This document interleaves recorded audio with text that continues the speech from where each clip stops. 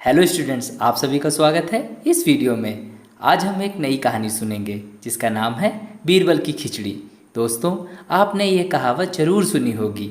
इस कहावत के पीछे एक बहुत ही अच्छी कहानी छुपी हुई है। वो कहानी संबंधित है अकबर और उसके नवरत्न बीरबल से। तो आइए सुनते हैं कहानी।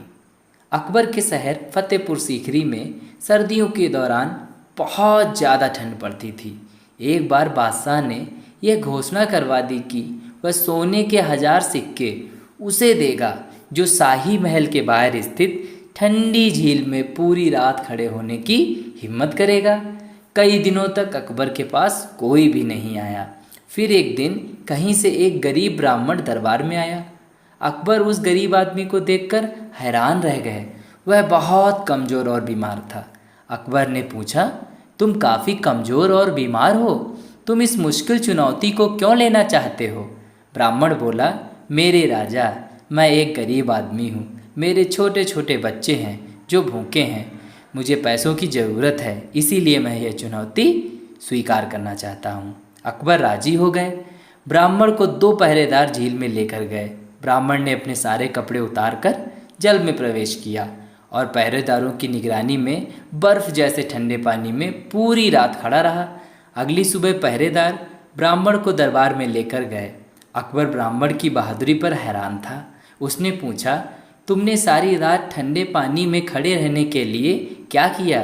क्या तुम्हें ठंड नहीं लगी? ब्राह्मण ने कहा, जी महाराज, मुझे बहुत ठंड लग रही थी, पर तभी मैंने उन दीपकों को देखा जो महल की मीनारों में चमक रहे थे।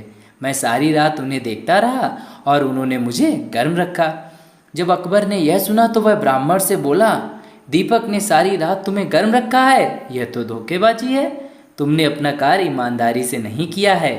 तुम्हें कोई सोना नहीं मिलेगा। और पहरेदारों से कहा कि इस ब्राह्मण को दरबार से बाहर निकाल दो। गरीब ब्राह्मण बहुत परेशान था।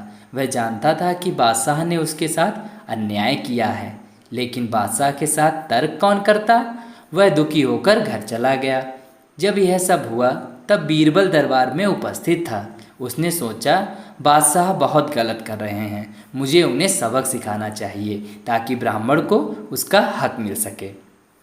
बीरबल अकबर के पास गए और बोले, जहाँपनाह, मैंने अपने मित्रों के लिए एक दावत का आयोजन किया है। मैं आपको और सभी मंत्रियों को आमंत्रित करना चाहता हूँ। कृपया आज शाम को दावत के लिए मेरे घर पधारें। अकबर यह सुनकर बहुत खुश हुआ। शाम को अकबर ने खबर भिजवाई कि वे आ रहे हैं, परंतु बीरबल ने कहला भेजा कि अभी खाना तैयार नहीं हुआ है। जब तैयार हो जाएगा तो मैं खुद ही खबर भिजवा दूंगा। जब बहुत देर तक खबर नहीं आई तो अकबर स्वयं अपने मंत्रियों के साथ बीरबल के घर आ पहुँचे। पर जब उन्होंने बीरबल को घर के आंगन में देखा तो वे हैरान रह गए। बीरबल थोड़ी सी आग जलाकर उसके पास बैठा हुआ था, जबकि जो बर्तन आग पर होना चाहिए था वह एक पेड़ की शाखा पर ऊंचा लटक रहा था। अकबर ने बीरबल से पूछा, तुम्हें क्या लगता है कि तुम क्या कर रहे हो? बीरबल ने कहा, जहाँपनाह, मैं हम सभी के लिए स्वादिष्ट खिचड़ी बना रहा हूँ। इस बात पर बादशाह जोर से हंसने लगे। उन्होंने कहा, मूर्ख, तुम्हें क्या लगता है आग से गर्मी खिचड़ी तक पहुँच जाएगी? तुमने बर्तन इतनी ऊपर शाखा पर रख दिया है।